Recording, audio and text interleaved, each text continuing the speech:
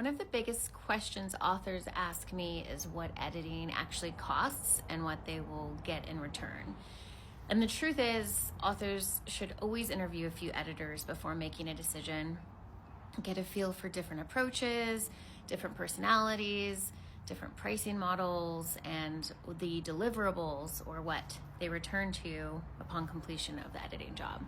I mean, editing is an investment and you deserve to understand what you're paying for, so always make sure your editor is transparent.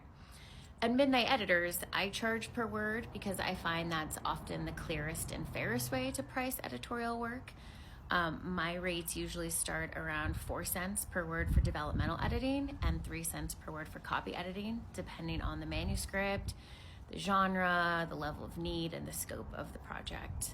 And that's probably on the middle higher side from my experience.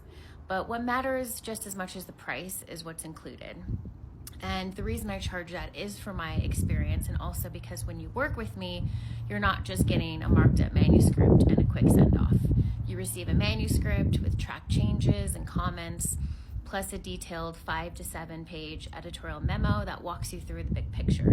In the memo, I point out the manuscript's strengths, areas for improvement, specific action steps for revision, the biggest pain points I addressed, and what I believe you should lean into even more because it's already working.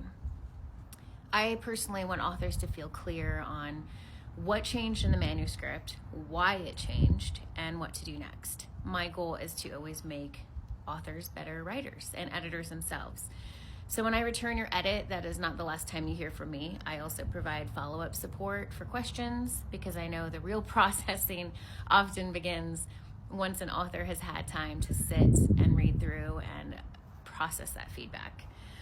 So my goal isn't to just hand over your edits, it's to help you understand your manuscript more deeply and to move forward with confidence.